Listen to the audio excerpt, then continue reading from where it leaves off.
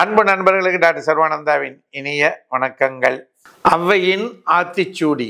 நொய்ய உரையேல், பயனில்லாத அற்பமான சொற்களை பயன்படுத்தாதே என்று ஔவை சொல்லுகிறாள். மனதின் குரல். இந்த மனதின் குரல்ல நம்ம பார்க்க போறது வெல். வெல் அப்படின்னா நான் நல்லா இருக்கேன் அப்படிங்கிற அந்த வெல்னஸ் உணர்வு.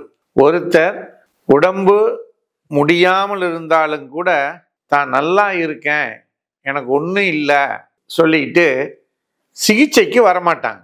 இதற்கு காரணம் என்ன அப்படின்னா, தனக்கு என்ன பிரச்சனை இருக்குது என்பது தெரியாமல் இருப்பது ஒன்று, சிகிச்சை எடுத்துக்கொள்ளணுங்கிற விருப்பம் இல்லாமல் இருப்பது 2, 3வது கோபம், வெறுப்பு. உறவுகள் மேலே இருக்கலாம், இந்த உலகத்தின் மேலே இருக்கலாம். இது இப்படியே தன்னை கடைசி நிலைக்கு கொண்டு போகட்டும் அப்படிங்கிற அந்த கோபம், வெறுப்பு.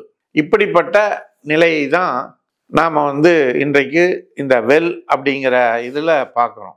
இதில் எந்த வகையான பிரச்சனையாக இருந்தாலும் சரி, உங்களுடைய பெரியவர்கள் அல்லது நடு வயது உடையவர்கள் இவர்களுக்குள்ள தான் இந்த பிரச்சனை அதிகமாக இருக்கும். அப்படிப்பட்ட நிலையில் இருந்தால் யாராக இருந்தாலும் அவர்களை நீங்கள் ஒரு ஹோமியோபதி மருத்துவரிடம் அழைத்து செல்லுங்கள்.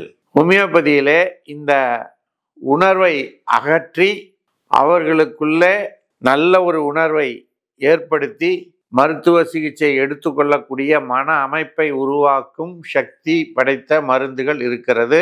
அது பார்த்தீங்கன்னா எப்பிஸ், ஆர்னிகா, ஆர்சனிக் ஆல்பம், சின்னம், ஹயோசைமஸ், பெரியோசோட்டம், மெர்க்கூரியஸ், பல்செட்லா அப்படின்னு பல மருந்துகள் இருக்கு. இப்படிப்பட்ட மனநிலை உடையவர்களை மாற்றுவதற்குரிய சுலபமாக அவங்களே நாம் வற்புறுத்தி சிகிச்சை அளிக்காமல் சரி கொடுப்பா வாங்கி சாப்பிடக்கூடிய நிலைக்கு நம்மளால் கொண்டு வந்துவிட முடியும் என்பதனை கூறி, இது போன்ற செய்திகள் உங்களை சேர்வதற்கு சர்வம் யூடியூப் சேனலை மறவாமல் சப்ஸ்கிரைப் செய்யுங்கள் என்று கேட்டு வாய்ப்புக்கு நன்றி கூறி அமைகின்றோம். நன்றி, வணக்கம்.